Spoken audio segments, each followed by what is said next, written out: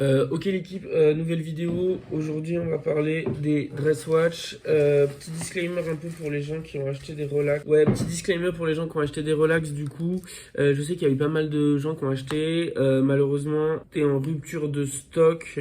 Et même d'ailleurs, il y a du délai sur la Submariner classique avec la céramique quoi classique. Et du coup ça je pense que ça arrivera après Noël. J'ai recommandé les pièces, etc. Donc vous inquiétez pas. Si jamais vous êtes intéressé par les relax, il y a encore le modèle classique 5513 qui est en stock. Donc je l'expédie rapidement, c'est-à-dire immédiatement là vu que c'est avant Noël. N'hésitez pas à cliquer. Du coup, j'ai mis le lien en barre d'infos comme d'habitude. Tac. Donc n'hésitez pas à cliquer pour vous acheter une magnifique relax. Donc c'est pas trop le sujet de la vidéo. J'ai été vachement absent parce que j'ai plein de trucs à faire en ce moment, taf, etc. Voilà. Même là, le week-end, ça sort beaucoup et du coup j'avais pas trop le temps de faire des vidéos. Là aujourd'hui on revient pour une nouvelle vidéo. Ce sera le sujet, c'est les Dresswatch et la question c'est est-ce que les Dresswatch sont mortes? C'est vrai que en ce moment, enfin, c'est vrai que la mouvance actuelle est tend beaucoup plus vers les mondes sportifs. Alors, je pense qu'il y a plusieurs explications à ça, mais la principale, c'est quand même que le style vestimentaire global, c'est décontracté entre guillemets. Donc, les gens ont quand même plus tendance à aller porter des montres en acier que des montres classiques avec un bracelet cuir. Donc, il y a de moins en moins de dress-watch et surtout les dress-watch sont de moins en moins valorisés. Quand on regarde les montres qui sont vraiment très cotées, c'est des montres à minima sport chic, entre guillemets, avec les Audemars, les machins, les trucs comme ça, les Patek. Et puis sinon, c'est des montres qui sont carrément sportives, comme des Submariner, même Datejust, je trouve que c'est assez sportif, même si ça correspond quand même à une montre habillée chez Rolex. Ça reste des montres qui, à mon sens, sont quand même assez sportives parce qu'il y a le bracelet acier, parce qu'elles sont étanches, voilà, etc. Et il n'y a pas trop d'engouement autour des Calatrava, euh, des, euh, des patrimonies, ce genre de montres, ou même chez Omega, les gammes Constellation un peu classiques. Donc la question c'est en fait est-ce que ces gammes elles subsistent, voilà, elles subsistent malgré tout, les marques continuent d'en produire, d'en vendre, rien n'est moins sûr, mais en tout cas elles continuent d'en produire. Et en fait, moi j'ai quand même l'impression que je pense qu'il y a une tendance de fond qui fait que ces montres vont revenir un jour ou l'autre. Il y a beaucoup de gens qui rentrent dans l'horlogerie par le vintage. Je me suis déjà exprimé à ce sujet, je pense que c'est pas forcément une bonne chose. Mais du coup, dans les montres vintage, il y a énormément de montres qui sont pas qui sont des dress watch, des montres habillées. Je trouve qu'en vintage, c'est très dur de trouver une montre acier, enfin avec un bracelet acier qui fasse de bonne qualité parce que les bracelets n'étaient pas de bonne qualité à l'époque, les boîtiers non plus, pas forcément. Donc en fait, la dress watch, elle a tout son sens quand on achète dans le vintage. Et j'ai l'impression que aussi avec, je pense, Daniel Wellington, les gens se remettent à porter de la dress watch et pas forcément avec pas forcément avec un style classique, etc. Donc en fait j'ai l'impression que ça revient. Il y a pas mal enfin moi je pense toujours à Tyler the Creator quand je prends cet exemple-là. Mais Tyler the Creator il porte les quartiers en t-shirt, etc. Et moi je trouve ça cool. Et j'ai aussi été, en fait quand j'ai commencé à m'intéresser aux montres, moi j'aimais particulièrement les dress watch, genre la Calatrava. Je trouve que c'est toujours une des montres les plus stylés qui existent. Et peu à peu, on se sépare de ça, on va vers des montres sportives, on va vers des montres qui sont plus habillées, enfin ouais, non, plus sportives. Et puis on délaisse un peu ces montres-là parce que c'est vrai que c'est très difficile en fait d'avoir un.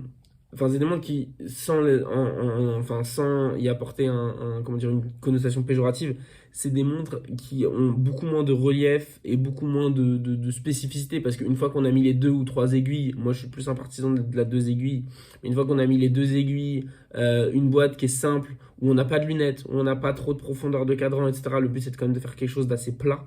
Et ben il y a quand même moins de matière à travailler, à part peut-être sur les cornes, mais j'ai jamais été un gros fan des cornes, style cornes de vache, etc. J'ai toujours trouvé ça trop moche, trop art déco. Et du coup, bah ouais, c'est des mondes qui ont moins de. Je vais dire, pas moins de. Enfin, qui ont moins enfin, qui démontrent moins, entre guillemets. Donc je pense que on s'en détourne un peu, mais là, depuis quelques mois, du fait de l'achat de la Universal Genève, que je n'ai pas là, mais du fait de l'achat de la Universal Genève, je me suis dit, bah en fait, c'est quand même très intéressant comme type de montre parce que ça permet de casser un style et c'est des montres qui sont hyper intéressantes. Après, je trouve que à part chez Cartier, l'offre en neuf d'entrée de gamme, l'offre en neuf, elle est quasiment inexistante. Je trouve que, enfin bon, peut-être Timex, mais à part ça, l'offre en neuf, elle est quasiment inexistante. La Bombino, c'est une pizza. Une pizza épaisse en plus, une pizza Hut. Sinon, il faut aller chez Hamilton, mais c'est pareil. Enfin, la Hamilton la dramatique, elle est bien. Enfin, je sais pas comment ça s'appelle, la Hamilton, je sais pas quoi, là, bref. C'est bien, mais c'est aussi, enfin, c'est pas trop épais, mais bon, c'est peut-être, ouais, c'est peut-être la seule montre habillée qui est bien, et après directement bah, chez Longines, et là chez Longines, bah, le tarot il commence à tabasser. Donc il y a très peu de gamme entre guillemets accessible, et très peu de gens qui le font bien à un tarif accessible, ce qui n'est pas le cas des sportifs. Quand on va chez Seiko, on a une montre sportive. Moi, je suis pas trop fan des Seiko Présage, même problème que pour l'Orient, c'est trop épais et trop gros aussi parce que bon, maintenant je pense qu'ils ont changé, mais chez Seiko avant ils faisaient des dresswatch de 40 mm, je trouve que c'est trop. Et du coup, bah ouais, c'est vrai que en fait l'offre elle est pas énorme. Et si on veut vraiment monter enfin, si on veut vraiment aller là-dedans, il faut qu'on s'intéresse soit au vintage, soit à des gammes qui sont beaucoup plus chères, donc chez Longines, chez Cartier, et encore, je trouve qu'il y a beaucoup de Cartier qui sont moins fines qu'avant. Moi, je trouve que la Cartier avec le cadran là en Solar Beat là, c'est super cool. Même si elle est qu'en acier, j'aurais bien aimé avoir un truc en or. Je trouve que la Dresswatch, elle est 50 fois plus pertinente quand elle est dorée. Bon, après, c'est une préférence personnelle. Mais du coup, ouais, je pense que quand même, on aura une tendance de fond qui fait que les Dresswatch vont revenir du fait, comme il y a 2-3 ans, il y avait très peu de montres qui étaient disponibles en diamètre inférieur à 40 mm. Et maintenant, on voit que toutes les marques sortent quasiment des montres en 39, que ce soit chez les grosses marques, j'entends par là les marques du Swatch Group, Longines, etc., qui reviennent vers du 39, ou alors les micro-marques qui ont pas mal amorcé ça et qui aussi ont fait des montres en 39. Et ben je pense que du fait des influenceurs, entre guillemets, qui portent ces montres moins épais, enfin plus dress, on va avoir un retour de ça. Et puis à un moment, le marché va se lasser des montres sportives. Je pense qu'à un moment, le marché va se lasser des montres sportives. On a trop vu, que ce soit la Submariner, les Audemars Piguet, enfin les Royal Oak, les Nautilus, etc. C'est vu et revu. Donc, on va aller vers quelque chose d'autre. Moi, j'ai toujours eu une préférence pour les montres qui étaient soit sportives, mais assez techniques, entre guillemets, avec enfin, des spécificités de design. Je trouve que les Doxa, les Marine Master, les montres comme ça sont hyper intéressantes, même la 300M, ou alors des montres qui sont beaucoup plus dress, comme l'Universal Genève, et donc, ouais, je présuppose un retour à ça. Alors, c'est potentiellement aussi peut-être dans toute la mouvance des mecs qui commencent à se ressaper en costard. Moi, j'ai jamais été trop fan de porter un costume avec une montre habillée. Donc voilà, donc moi je pense que la dresswatch est pas mort. Je pense qu'on est dans un down énorme, enfin, dans un down ouais, énorme dessus, mais je pense que ça va revenir et je pense qu'il y a des modèles qui sont ultra sous-cotés. Bon, je pense que en termes de code financier, il y a des trucs qui vont exploser à terme, des trucs qui sont enfin, sous les radars.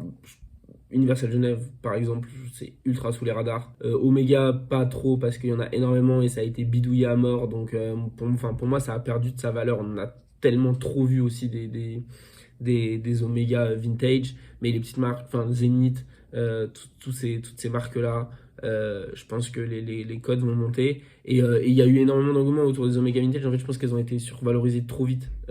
Comme il y avait le sigle Omega, elles sont passées tout de suite de 500 à 1000, 1500 euros. C'est du délire parce que les montres sont pas. Enfin, les montres sont pas. Enfin, elles ont été tellement produites qu'il n'y a pas de rareté, alors qu'il y a beaucoup plus de rareté sur une Universal Genève. Ok, donc voilà, pas trop le temps de faire de vidéos en ce moment, pas trop d'inspi non plus, et du coup, bah, je sais pas quand est-ce que je referai une vidéo. Là, j'avais envie de parler des Dresswatch, je regarde un peu pour acheter d'autres trucs, etc. Machin. J'ai toujours pas eu de retour, enfin, il n'y a pas de pièces en fait pour la Seamaster 200, même si c'est fourni par Omega, mais il galère à mort. Et du coup, voilà, on se dit pas à la semaine prochaine, parce que en plus c'est Noël. Salut l'équipe, achetez des montres, achetez des relax.